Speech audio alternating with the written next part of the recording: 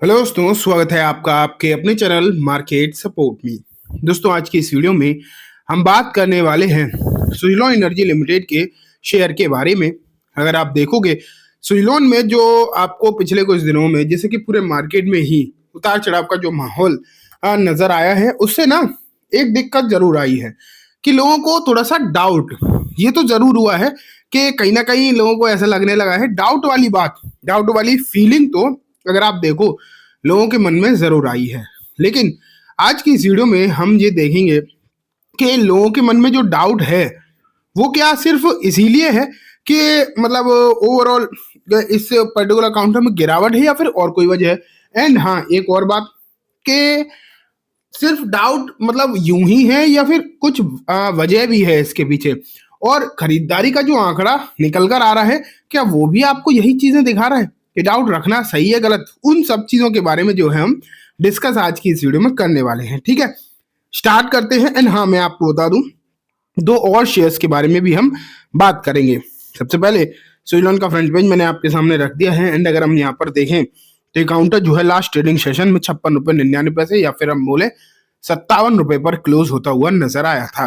बात अगर उतार चढ़ाव की भी करी जाए कि आखिरकार किस तरीके का माहौल आपको यहाँ पर देखने को मिला, तो आप क्लियरली देख पा रहे हैं कि हल्की फुल्की तेजी, मतलब फ्लैट आप मानो, कोई तेजी भी मत मानो इसे। ठीक है, तो ये आपको जो है चीजें जो यहाँ पर नजर आई हैं। लेकिन जैसा कि मैंने आपको बताया, दिक्कत इसलिए है कि पिछले एक महीने में 16-17% नीचे है काउंटर। 6 महीने में ओवरऑल सिर्फ 2% की रिटर्न है। ऊपरी इस तरह से अगर आप देखो तो 32-33% ये काउंटर जो है आपको नीचे नजर आया है। तो ये समस्याएं हम अगर देखें तो निकल कर कहीं ना कहीं आई ही हैं। ठीक है, लेकिन रिपोर्ट्स की अगर हम देखें, रिपोर्ट्स क्या दिखाई दे रहे हैं, तो देखो यहाँ पर अगर आप देखोगे तो कुछ एक्सपर्ट्स के द्वारा, यहाँ पर जो मार्केट के एक्सपर्ट हैं उनके द्वारा कुछ कहा गया है। तो आप यहाँ पर देखो क्या है। यहाँ पर एक एक्सपर्ट है अरुण मंत्री, टेक्निकल चार्ट पर उन्होंने बात करी है और इन्होंने बोला है कि 53-54 के आसपास यहाँ पर एक सपोर्ट है। अगर इससे नीचे ज्यादा जाता है तो एक गिरावट यहाँ पर नजर आ सकती है और 52 रुपए का स्टॉप लॉस रखना चाहिए। ये यहाँ पर जो है बात निकल कर आ रही है।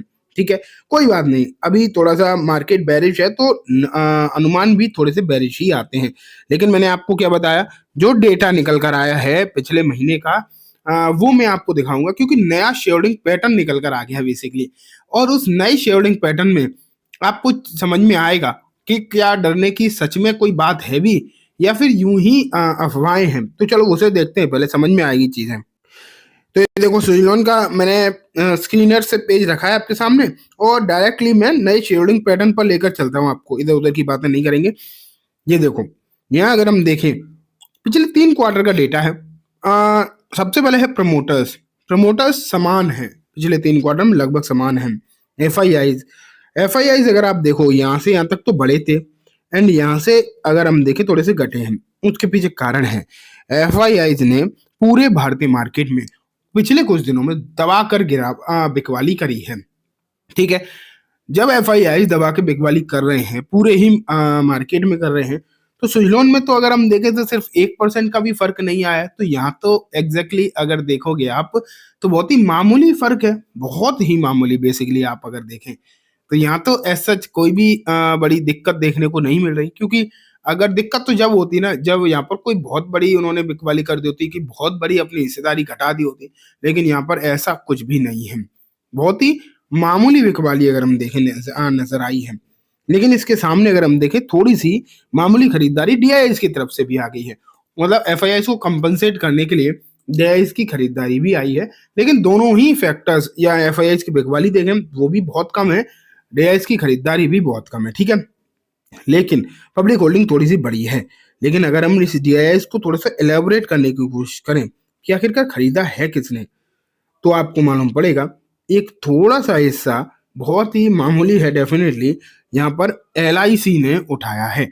ये नेट नेट की बात कर रहा हूं मैं, नेट में अगर हम देखें तो थोड़ा सा जो हिस्सा है वो यहाँ पर एलआईसी ने उठाया है। हालांकि कोई भारी भरकम खरीदारी हम इसे नहीं कह सकते, पब्लिक होल्डिंग थोड़ी सी यहाँ पर जरूर बढ़ी है। लेकिन जो भी हल्की फुल्की भी हिस्सेदारी बढ़ी है वो आप यहाँ पर क्लियरली देख पा रहे हैं कि एफआईआई ने खरीदारी करी है। एफआईआई ने एलआईसी ने खरीदारी करी है।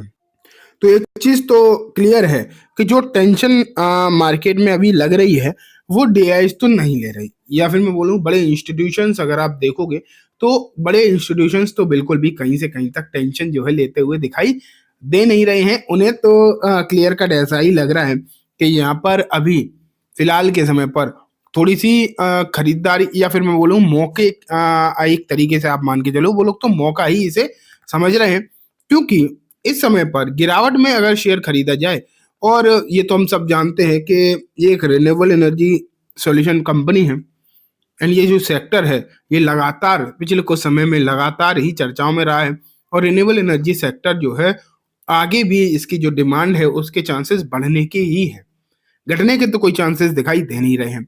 तो अभी यहाँ से जो उम्मीदें हैं लोगों को, बड़े इंस्टीट्यूशंस को देखें, रिटेल को देखें, एफआईआईस को देखें, डीआई सबको अगर हम देखें तो यही लग रहा है सभी को कि यहाँ पर डिमांड बढ़ेगी, स्कोप जो है रिन्यूएबल में बढ़ेगा।